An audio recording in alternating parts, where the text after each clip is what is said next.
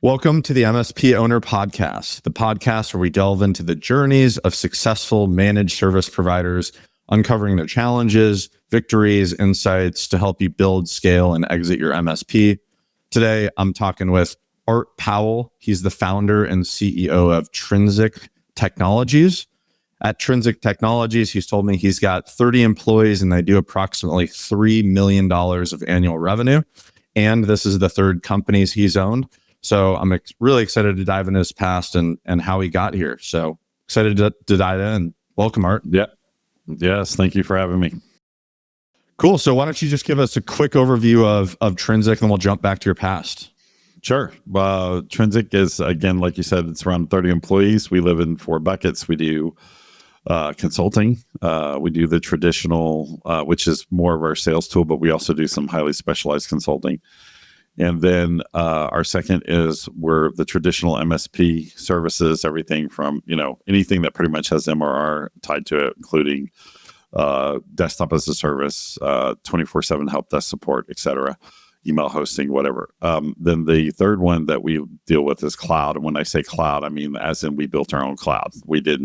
We're not using Amazon or Google or anybody else. So we built our own private cloud, and that's actually been very, very successful for us, and it's been growing. We started this in 2015 on the cloud, so we're not Johnny-come-latelys to this at all. It's been a sacrifice for a company our size, but it's beginning to really pay off dividends. I know I would be driving a whole lot nicer car if we didn't have to buy all that hardware, but and then the last bucket that we live in is now AI integration, which we've been working on for the last almost 18 months. We're coming out with our first AI product in February. We're very excited about that. It's for the TAS and the call center community. It's called Call Sniper. And so we're, like I said, 20-year-old company. I'm the founder and the CEO. Cool. So it sounds like you do traditional managed services, then you've got some kind of arms that you feel like makes you special and yeah, we branched out over time. Yeah, when we started, we were mainly in HIPAA type environment. So we still do a lot of regulated because we're just real familiar with it. We're in the middle of SOC 2 ourselves right now, but yes. Ooh, exciting. Us too. Yeah, SOC 2. Yeah, that's so fun. Anyway, but and now I'm lying. But so yeah, we found some other. I think it's very important for MSPs not just to be an MSP. I think that's a real key, is to find those other venues you're good at and begin to really mine them out. And that's exactly what we've done, particularly over about the last 8 years. Cool. I'm excited to dive into that. But how did you end up coming into this industry in the first place? Is this somebody who came in out of school? No, this is back in the 80s. I'm very old. I'm 57. So back in the 80s and 90s, computers were just coming out, and I owned an insurance agency. I was a independent insurance agent who had other agents I was working with. And my wife said she made the worst mistake she made in her life. She bought me a computer. I mean, this was the 90s. I was making $4 or $5 grand a month, early 90s, before I even got out of bed, which was really good money. Good money, man. Yeah, it was really good money. And she screwed it up. She bought a computer, and I took to it like a fish to water. Just, I don't know why. I just, I believe it was one of the first 486s that came out. I remember when one of the first 28, I got one of the first 28K baud modems. All my friends were coming over to see how fast we could download things, And so I actually programmed a Fox database for all my clients so we could keep track of all of our client base and potentials. And so people were calling my clients were calling my wife up saying, "Hey, what's going on? Your husband's so good with customer service, I can't get a hold of him," because I was playing with the computers all day long. And so then my wife said she made the second worst mistake in her life. She said, "You need to decide between computers, or you need to decide between the insurance company." So I sold my insurance company and started a computer hardware company. This was back in the 90s. And the problem was Dell and Compaq kind of went into their first price war. And so I went from selling about 60 gray boxes a month to zero. They were literally selling them cheaper than the part. And this was back in the day when it was a hardware game, right? Yes, it was a hardware game, right? But I quickly realized I was like, wait a second. like this is getting commoditized really quick. There's not going to be like it's going to be a big players volume game, right? That Compaq and Dell War woke me up. So I shuttered the hardware business, went to work as a contractor for IBM doing system administrator work. And then I was working for another company I began to take director of IT roles, and I was working for another. They found out like he's technical, but he actually has a personality. So quickly, of course, they shove you in management. And then I started, so I was working these, and I was working at a company, and they laid me off, and I was really frustrated. And I told my wife, I said, I want to start a computer service company. And the reason why I wanted to do that was because I was in these meetings with the executives, and they would hire these outside people. I was the director of IT, and that guy would proceed at the table to tell them exactly what I'd been telling them for the last 18 months. They're looking at me like, why didn't you tell us this? I'm trying to resist the urge to jump over the table and start strangling executives, right? So I realized like a prophet has no honor in his own country. And you know what? An IT guy has no honor in his own company. So I realized I wanted to be the outside guy. So I did that for a while. I started, it wasn't Trinsic then, it was called Diamond IT Services. And I was working, and I realized the whole relationship between the customer and the IT professional was broken because it was based on trust. And the only time the IT guy was there was when there was problems. And so I would get clients going, well, didn't we fix this like a month ago? And I realized that they don't know what we do, so they don't trust us. So me and I believe one other guy out of California, where in the early 2000s actually came up with the flat fee. He's been bought since. We used to keep track of him, but we came up with a flat fee. So we came up with a flat fee IT, which was pretty revolutionary then. We're like, just a flat rate. You can consume all you want. And so that actually did us well. And then 2000, so that's how I got started. I got into it. I give credit to my wife. She was, it was the third business I was doing. And I told her, she's like, I don't know if I can handle this again. And I was like, I really think I've got a great idea. And she said, well, let me pray about it. And she came back to me 3 or 4 days later, and she goes, well, you can at least try it. But if this one doesn't work, you're going to go back to corporate. And I did not want to go back to corporate so bad. I made it succeed. And you're talking about after Diamond. Did you have a bunch of, like, why would your wife say that? Was it a pretty challenging business and situation? Yeah, I mean, entrepreneur is hard. I mean, the entrepreneurial life's hard. Anybody says otherwise is, never done it. I mean, it's a lot of hours. It's, and I was bootstrapping. I bootstrapped every one of my companies. I'd get them up to be where they were successful. And then she was right. She would be like, you get bored with it and you move on. And I realized she was not going to live the entrepreneurial lifestyle, the serial entrepreneurial lifestyle.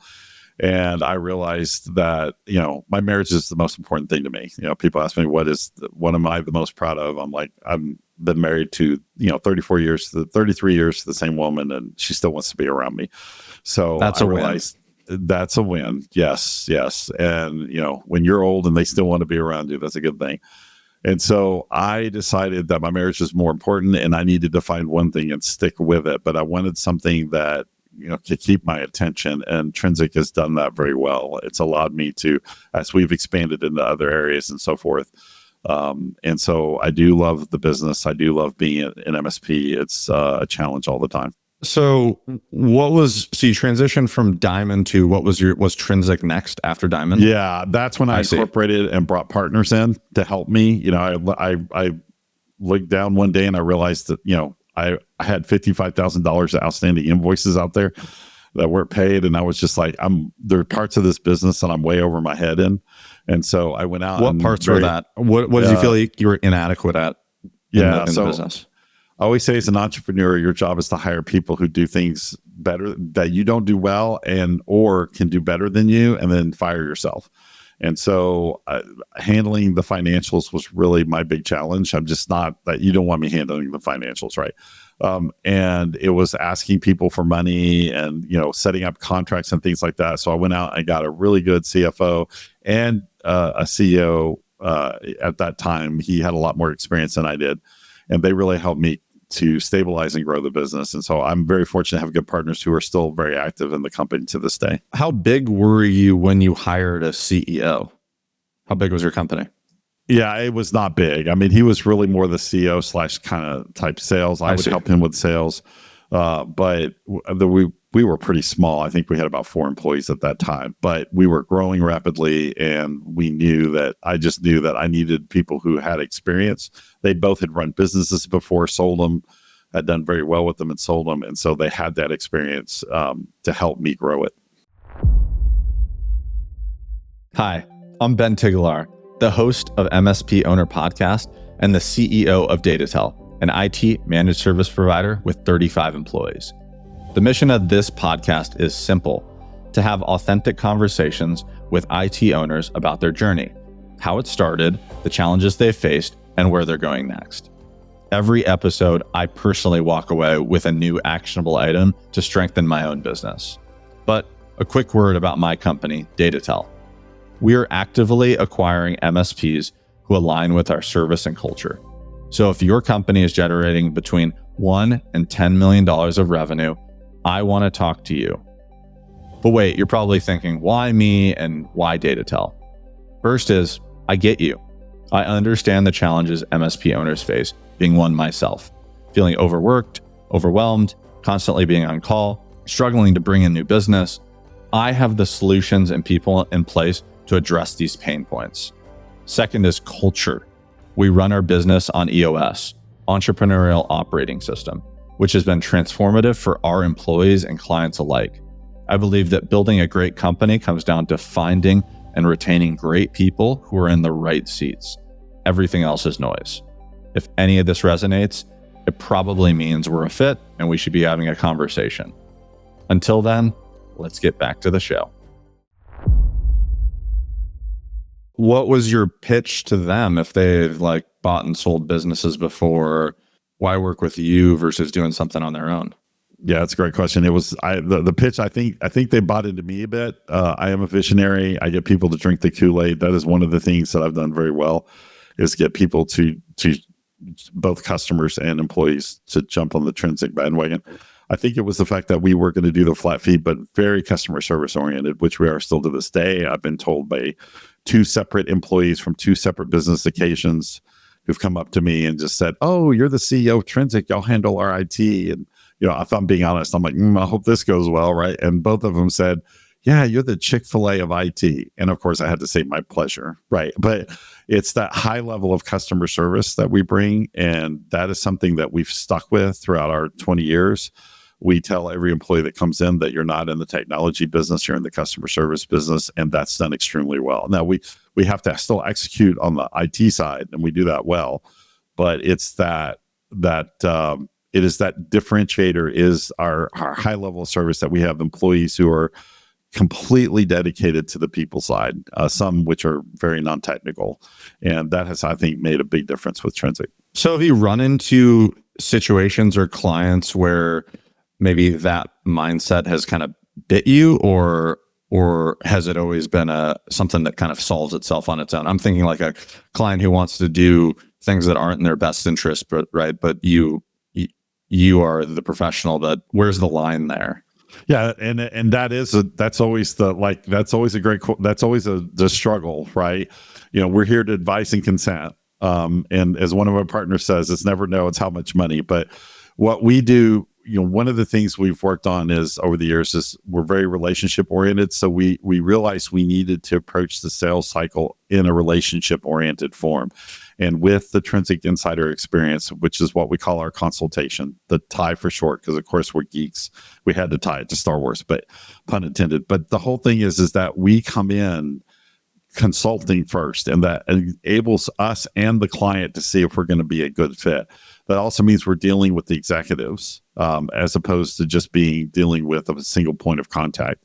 This is very important to us, and we've started that I think it was about 3 years ago, and that has worked out. That was very instrumental in a lot of our growth up to 23. It was very instrumental in getting larger clients and keeping them, because we do approach, we're going to be relationship oriented right out of the start.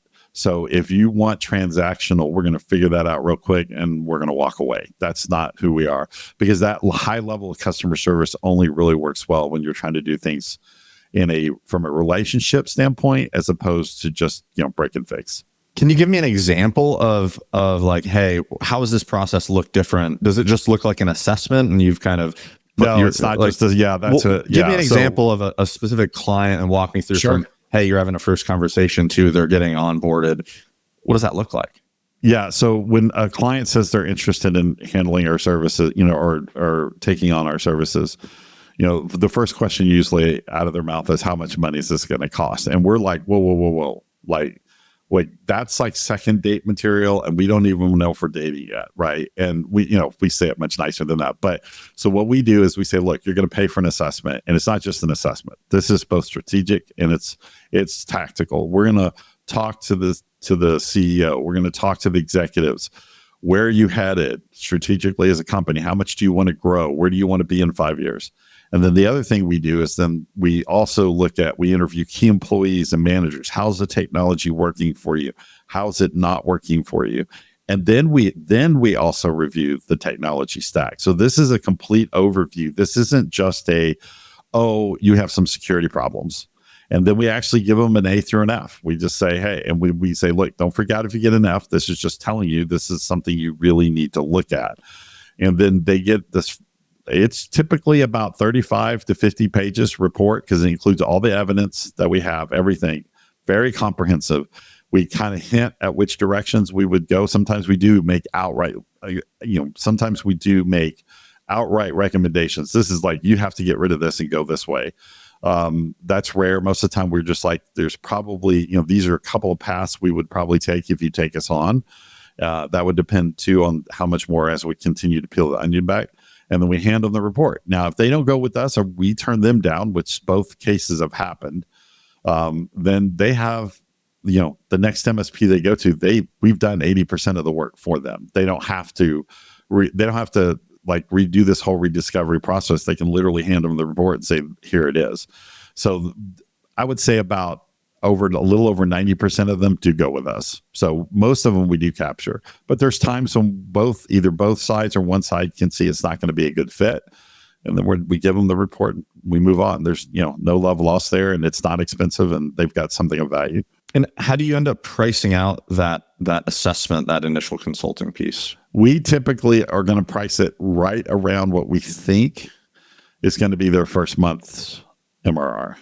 And we do that for various reasons, but the whole goal, if you can't write me a check for your first months of MRR for, 3 to weeks to a month and a half of consulting, then I know that, you're probably not going to be we're probably going to price you out anyway. And then do you charge an onboarding fee on top of that once they get onboarded? It really depends on a case by case basis. It really depends on how much work we're going to have to do. If it's not a lot of work, then we'll just apply the tie to it. If it's going to be a lot of work, then we'll, then we would have a surcharge. Yeah. Okay. Yeah. I feel like that assessment piece and like really getting to know the client is just so critical. And it just, obviously there's a bunch of signals there, right? Like someone can pay. They're indicating that it's important to them and to their business. Like they're showing their priorities.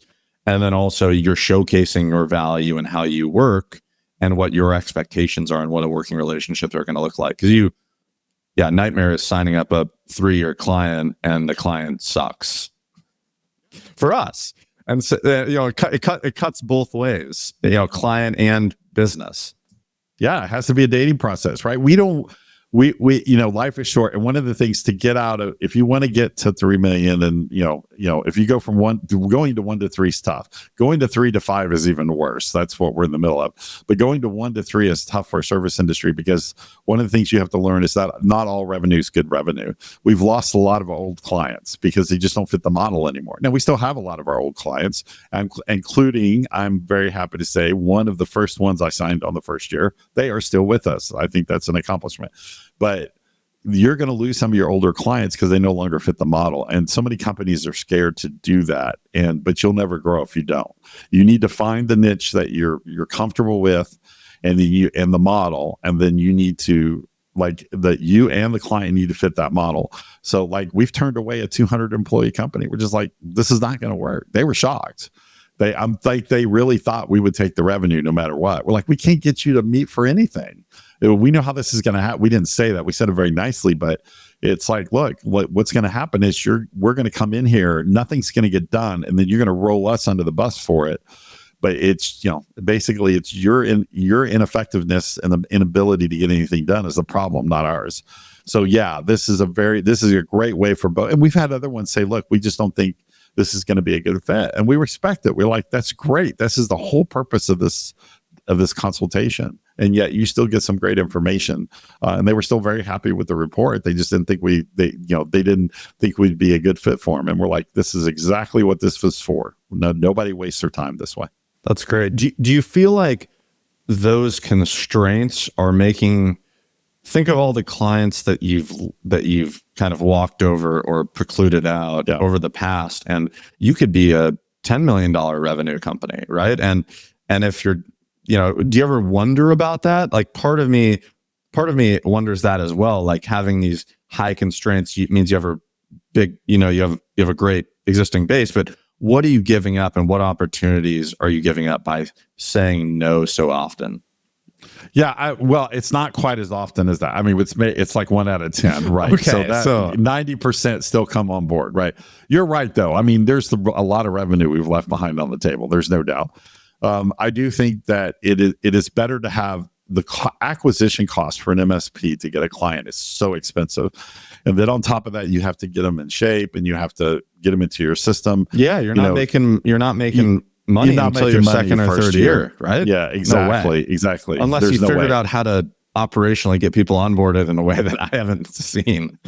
Yeah, there's still a lot. I mean, we automate a lot of stuff, but it's still a process. And the thing is that so you may get a lot of that revenue, but that revenue is going to be painful revenue. And here's the other thing I always tell my executives and my employees, the managers, like, look, guys, if you're an MSP and on the MSP side, and this is why we like the cloud and AI, because this is other revenue streams that are not dependent. We do approach those relationships in a relationship form also, but we call it relationship light. They're more focused. They're not quite. Now, so a lot of those will eventually turn into, hey, do you want us, can you do our IT also? We've got a big one right now that's sparking that. We're like, you're still going through the process. Like you're going to go through the consultation.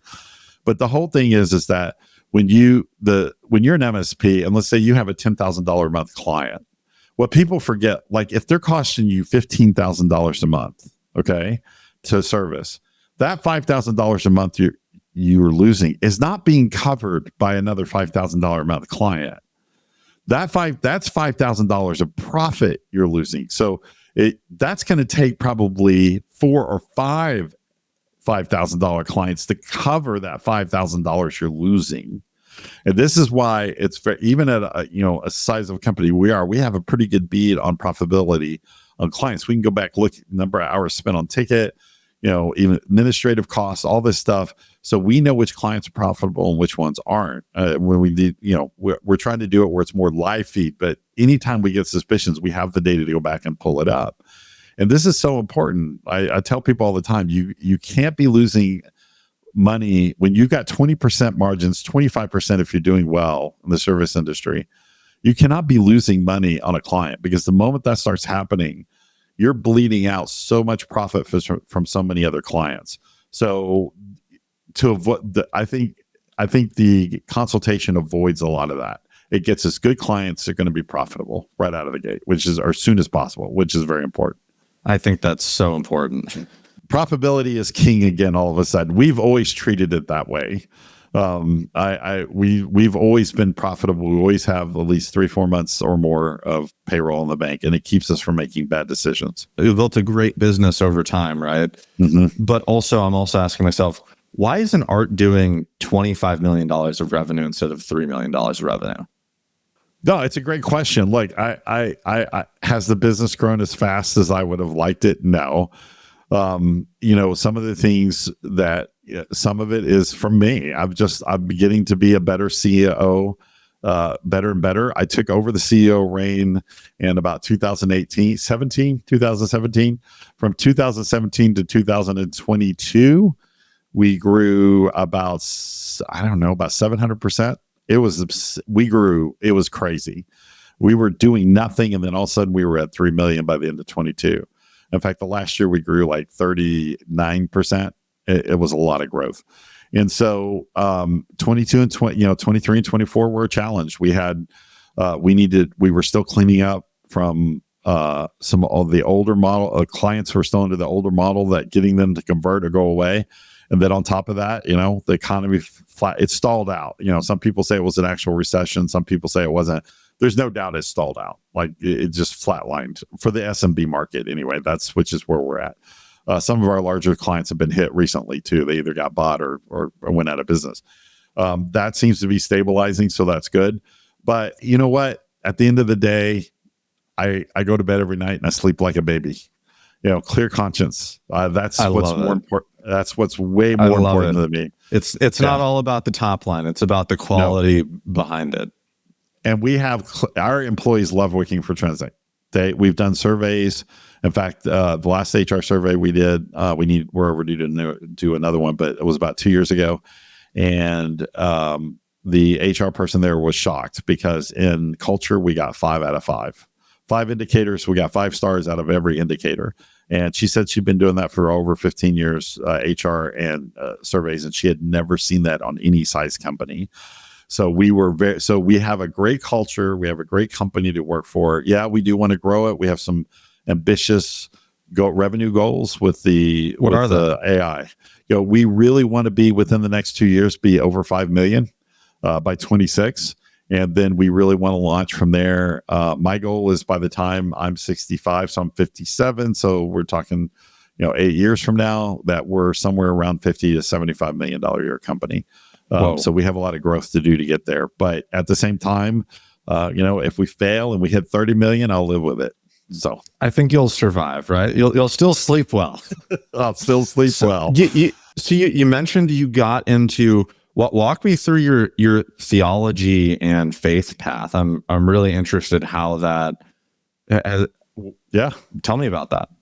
Yeah, I was an atheist, and just make it short. My testimony very short because I can sit here for an hour and talk about it. But I was an agnostic atheist, and then one day God showed up and said, "I'm God, you're not." And my wife says he's still working on that. But he when something you don't believe in shows up and reveals itself to you, it wasn't like a visual thing. It was just a presence that I knew was outside of me, and I couldn't explain it. That will cause you an existential crisis. Let me tell you, that was some horrifying moments there when something I swore didn't exist or didn't care if it existed showed up and suddenly it kind of rocked my world. This led me to do a lot of study of different religions, Eastern mythicism. I've actually read the Quran. And a friend of mine said, "Hey, Art, have you ever read the Bible?" I was like, "No, Christians are spiritually backwater. They're idiots." And he used something I still use to this day on all of my students. I teach theology is the only experts in the Bible are people who've never actually read the Bible. So I went and read the Bible. And to make a long story short, for various reasons, I knew that Jesus was the Son of the living God. And then I spent about 5 to 7 years reconciling my heart with my mind, because my heart said Jesus was God in the flesh and that he rose from the dead. And my mind said, "What are you doing? This is stupid. Why are you believing this?" And so I went all apologetic mode, and then I just kept digging right into theology. That's why I tell people I dug into apologetics, and then I kept digging right into theology. And so I now teach. I've been teaching for about 16 years, and it's just, I love it because so much of my identity is as being CEO. So much of my identity is being a dad and a husband to my wife, which I love that. I love all those roles. But this is just something that so outside of what I do, and people like at the church don't know me as a CEO. They know me as the Bible guy, and I love that. It's something completely different. And and when there are rough days and rough weeks, this being a CEO, which it's gonna happen all the time. It's so nice to go in on Sunday and I'm just doing something and not thinking about Trinsic or technology or anything. It's wonderful. What's your personal view on kind of faith and religion and its intersection with your business? Like, how have you played it? Yeah, and that's a great question. I don't feel like it's it's not my obligation or responsibility to hire only Christians or convert everybody. And we don't have, we have a lot of non-Christians in our company. Just that's the way it's going to be in this industry. My goal is to represent Jesus, to be Jesus, to love the way he would love, to be, to be credible the way he was credible, to be authentic. And so I think I've done a good job with that. It's in our manual that I've set this culture up based on the morality of Jesus and what I thought he would do and how he would be with people. We're very inclusive. We don't, we're already, even as a small company, we have a lot of diversity in both politics and race. And I want that kind of culture. And we're very, the one thing that we're very adamant about is we're going to have a very open culture, and people are going to agree to disagree. And we can have different viewpoints, and that's okay. It's very cool. I'm curious how, man, it seems like you have a few different like focus areas where you have, you've got your business, you've got your, religion, your faith, and then you've got these other specialized parts of your business that you're kind of working on as well. Feels like you're always pushed towards the newness, and you like the variety and different stuff. Well, I'm ADHD, and they didn't have Ritalin when I was growing up, so my parents figured out when I was 13 if they gave me coffee I'd shut up. So I've been drinking it. So I was 13 years old. But yeah, absolutely, I think it's important for MSPs to evolve. I think it's important for any business to evolve. Like, you can't, it's like marriage. You know why I've been married for 34 years? Because I don't love my wife the way that I loved her when I first met her. I can't. She's a different person. One of the biggest challenges of marriage is that people think they get fixated on who that person was when they first met them, and then that person changes and they freak out. Well, that's just life. And your business is the same way. It's going to grow and evolve, and because everything around you is evolving and changing. And if you don't change your culture around that, if you don't change, when I grew up in the in the corporate world in the 80s and or late 80s and 90s, I saw managers throw chairs in rooms. They were so mad. Like, you can't do that. That's not acceptable behavior. Now, one, I wouldn't do that because I was a Christian, but the culture's changed, and you have to admit it. We do employ Gen Zs and millennials, no problem. And they like working for our company. And the reason why is we understand, where they work hard. We expect them to work hard. But at the same time, we understand, like, they want a mission. They want a culture, and they want a mission, and we provide it. And so I think it's important for companies to evolve also in their product offering. You've got to look and see where things are headed, and what do small businesses need to continue to compete against large companies. And that's what we do, because I have a passion for small businesses. I think they're the most American thing we have. It's not even our politics, is the small business market.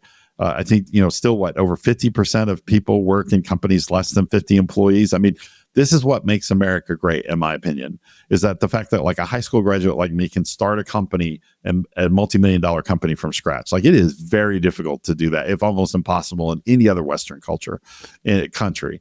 And so the fact that we can still do that here in the United States, I think, and I will do anything, meet their needs, get them the right technology, anything that's going to help them continue to compete against the very large corporations, because I think they are the counterweight. You're based in Austin, right? Yes. Okay, so am I. Can you can you believe this? Can you believe this weather? Yeah, I know. Yeah, I know. It's like 50 degrees. We're like, oh my God, I need to get out my parka. Yeah, well, it's like in Texas, if you don't like the weather, wait 20 minutes, it'll change on you. But yeah, I walked out Sunday morning to go to church, and I hit the weather. I was like, holy, because just the day before it was 80 degrees, and then you walk outside and it's 42. But yeah, I am pretty confident I was not born to be raised raised up north. I was born to be raised in the South. I can't deal with the cold. Yeah, no. So I recently did a recording with I recently did a podcast with another MSP owner here in town, and I was talking to him about, like, what does the Austin market look like in terms of do you think about competition at all, or is that just like it doesn't even register? I think about competition, but I'm not worried. What are you seeing? Yeah, Austin is saturated. It's always been saturated. I think the number of MSPs is close to the number of MSPs in Houston, to give you an example. If I remember, it's not that far off. So one of the things we've done is we've expanded geographically. Like we have the number of clients that we have outside the state of Texas is growing faster than what we're doing inside the state of Texas. Oh, interesting. Yeah, so we've set ourselves up so we are not geographically constrained in any way. And that has helped us from a competitive market. Austin's just so tough. We attend most of the conventions we attend are either out of state or they're in Houston or Dallas. Why is it so tough? Because you have a lot of guys coming, a lot of IT people coming out of University of Texas. They'll sleep on they don't want to leave Austin. They will sleep on their friend's couch and do IT work at and they're everybody's an expert. You also have a lot of software development companies over here. And they have the same way. They think because they understand inheritance. I love developers. I'm not, they're great. We have them ourselves. We use them, but they think that because they understand inheritance that like, oh, I know how to run a network. No, you don't. So yeah, this is, there's just a lot of very smart, intelligent people here and who are very technology oriented, and you don't have that problem in Houston and you don't have that problem in Dallas, but here you do in Austin. So you're not just competing with other MSPs, you're actually competing with employees inside a lot of these companies. And so whereas you go outside of the Austin sphere, you just don't run into that. Interesting. And is it reflected in the pricing? Like there's people out there doing cheaper work and you're never going to be able to compete on price. What do you see? Oh yeah, I mean, we go to Houston, they think we actually had to raise our prices in Houston because they were like, you're just like, they couldn't believe we were that inexpensive, compared to Austin. Like, it's just, you do it. Now, one of the things that's changing in Austin is the cost of living got so high, people don't like moving here anymore, and more people are beginning to move out. So that may change in Austin, but right now it's still just very saturated with tech help. Interesting. Very interesting. I want to dive into the couple of things that you mentioned about your business, because I love the idea of companies niching down. It sounds like you're at a point where you found a couple of your niches and you're doubling down on them. So, and it looks like it's your private cloud and then your AI integration were the two things that you mentioned. Is that right? Yeah. So the consulting is a niche for us. Like we're actually in talks with a couple of vendors who are having trouble with, once they get a client to buy their product, they get them to actually implement it. And so one of the things they want us to do is come in and kind of help do a tie on that customer, a very focused tie on that customer. And then, so they come into the sale very well aware of what the challenge is going to be to implement it, and then possibly have us help them implement it. Cause that's one of the things we're really good at, is getting projects done. The cloud is really picking up for us. We have a very large software company, Fortune 2000 company, that's jumped on board with us. We can't say who they are yet, but they're going to allow us to actually publish the performance metrics, which impressed them. We beat. They were using Amazon, and we beat or exceeded. They put all their QA and dev servers on us, and we beat and exceeded all the performance metrics of Amazon. So they were very impressed with that. So the cloud, I built the cloud. We built the cloud in 2000. I say I use the royal I there. Brad, my CTO, who I think I've given more gray hairs than the 6 children he has. I got him to build the cloud in 2015 when we were like nobody. And I saw where everything was headed, and I didn't want to be beholden to the big 3, because I knew the big 3 were going to rule that roost. And so we built the cloud just so we wouldn't be beholden to them. But it turns out like we actually are more inexpensive, and we can provide faster and better performance, and they actually get service with us. Unlike the big 3, where they're like, here's your space, good luck, have at it. So which is not acceptable if you're a small business, right? And so the cloud has done very, very well. So we did that. And then I saw where the AI was headed.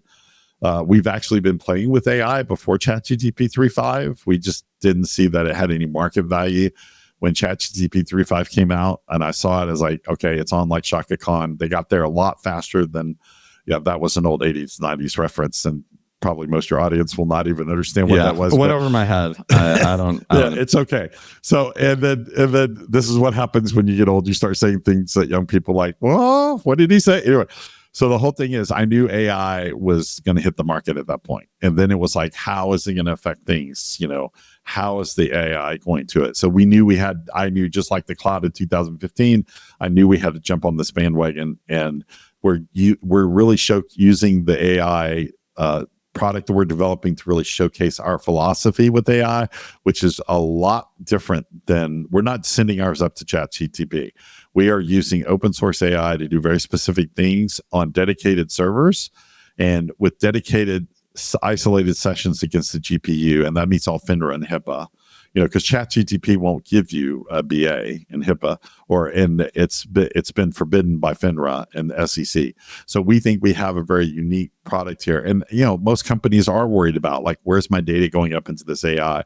And so we're saying, well, what if we could give you a dedicated AI that is just for you, and therefore no one else is using it? And this is showing some popularity. We're getting a good response. So is it really just hosting for AI platforms? Is that like the model? We do development too. It's integrating. Okay. Like this reminds me so much of the 1980s. Like, you couldn't just take a computer in the late 80s, early 90s and just drop it in a company and go, well, we're integrated. Well, no, you had to find a way to get the data into it because everything was manual. And then once you have the data in it, then you had to find a way to get it out, because that was the only way you could integrate with the existing data. That's why we have these cursed things called printers, which thank God are going away.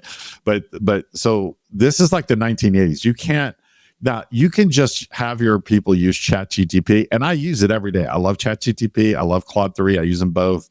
I use Leonardo for the imaging. I love that stuff. Okay. But that's not back-end integration to your tech stack. If you want to do back-end integration to your tech stack, you're going to need to be able to identify certain areas where the AI is going to do well, and then you have to integrate it. You have to get the data in and find a way to get the data out. And that's what we're concentrating on.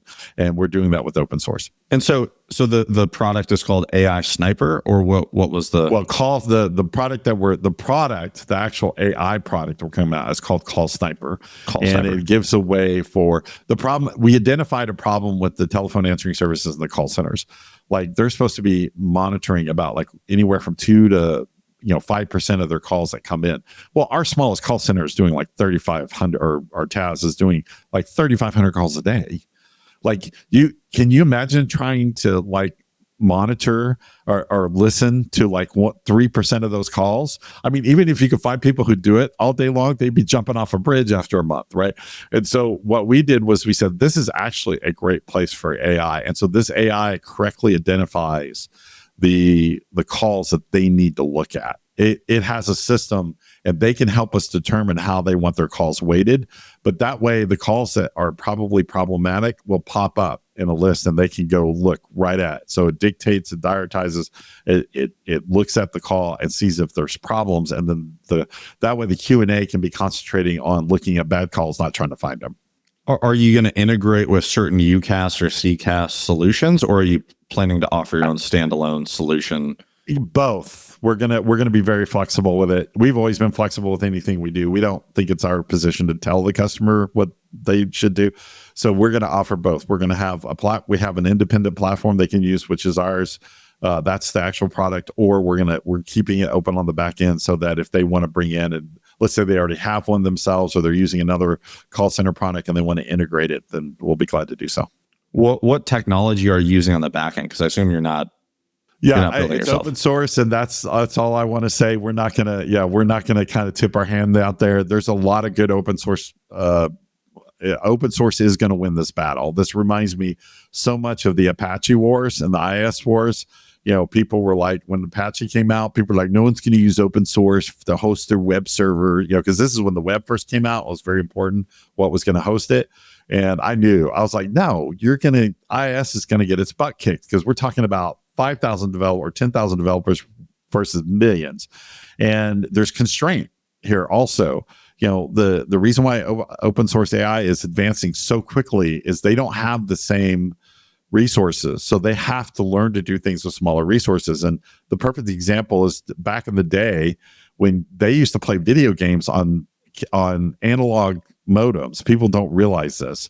Like, Doom came out, it ran off of modems, analog modems. So how did they make that game work? They actually had to learn how to synchronize all the incoming packets so that the game wouldn't get jaggedy on people who had slower packets. It was that level of constraint that actually made the multiplayer video market take off, because they still use that same technology, even though we got fatter pipes. And it's the same thing. The people who are doing open source AI have constrained resources. So it's making them engineer things in a way that is much more efficient than these chat GTP. Because, man, if you need a nuclear power plant to run your dedicated AI, that might not be the most efficient model. And I think open source is going to, in my humble opinion, I think open source is going to win this battle. There are millions of developers right now across the world on open source. DeepSeek China showed, hey, a little cut and paste from ChatGPT and a little open source ingenuity, and we can create something better. So I think this is a battle that eventually, I'm not saying ChatGPT is going away. It'll serve its purpose, but I think on the back end integration, just like Apache with web servers, the open source is going to win this one. Yeah, the DeepSeek stuff was really interesting because of how quickly they were able to iterate on their model, and, likely using some already existing systems in order to get there faster. Yeah. Constraint is a beautiful thing. Constraint makes engineers model efficiency. And the problem with what I currently see with like ChatGPT and stuff is they're not trying to constrain to efficiency. They're just trying to just go big. And I don't think that model's going to win long term. Very cool. And with Call Sniper, is this going to be net new clients? Like, it's going to be brand new, or is there cross-selling opportunity? It seems like a brand new market mostly. Yeah, it's both. Yeah. I mean, we're obviously going to sell it we're in the TAS industry, so we're going to sell it to existing clients, but it's already opening the door for call centers. We're going to be down at the Call Center Connect Expo in Vegas in April, and we've got a booth out there. Yeah, we're excited about that. Awesome. That's exciting. There's a lot of stuff going on in the voice, the UCaaS, the CCaaS industry, and it's really, it is kind of overwhelming how many players are in the space. There's like lots of competition. There's lots of existing platforms. I'm very curious how yours will play out, because there's kind of you're going to be an independent player route, or you're going to be an integrator route, and those end up being kind of sometimes mutually exclusive from what I've seen. Yeah, I think we can actually, just because the way we're so operationally minded as a company, that we're so used to having to be flexible and do the same thing in different ways, that we're taking that approach with our software development in the same way. We're going to have the fully, open APIs where you can come in and grab all the information you want and pull it to wherever you want. And then we're going to have clients who I want you to run the whole front end. And we're going to do both. Like we're going to provide that functionality. The difference is going to be, even if you got a company, let's say a large task center, a call center, they've got a call center application they want us to integrate with. We're like, sure, but we will do all the process in a way that's HIPAA and FINRA compliant. And that's what's should be attractive to them. This is where our marketing side is going to make it attractive, is you can now meet your compliance obligations and still get the information you need from the AI, and this should be very attractive. I do see you have a Traction EOS book in your background. Have you drank the EOS Kool-Aid? I don't drink any Kool-Aid. I think they're like anything else that you can get. You can get some really good, There were some really good nuggets that we took from that and combined it with the way we do things, and It's been very effective. Yeah, that's awesome. I've been meeting a lot of other MSP owners who are into EOS, and I don't know if that's because I'm into EOS, and then everyone's like, oh, I want to come, I want to like the group thing sort of thing. Yeah, it's got great concepts. I mean, it's like, there's no doubt. I just think there's some people who get very religious for it, and just you got to do it this way, and that's the only way. And I'm like, no, I think you need to adapt it to your culture and how you do things. But it's got some great principles. There's no doubt. You're right. Rules are meant to be broken. Yeah, rules are meant to be bent. That's the whole thing. And rules were, the Sabbath was made for man, not man for the Sabbath. And I think that's the same way I look at things like, all these different types of ways to run companies. It's like they were made for the company. The company wasn't made for EOS, right? And so as long as you keep that mentality, that's a healthier mentality, then you can implement it in a way your company can make it effective. Cool. Well, thanks for joining me today, Art. I think we're going to wrap up. So appreciate Pleasure. your time, and thanks for digging into your business. And sounds like you've got a lot going on at Trinsic, and these new products and solutions that you're coming up for to do some cool things with AI. So excited to see where you take it. Yeah, they keep me on my toes. So cool. Talk to you soon, man. Thanks.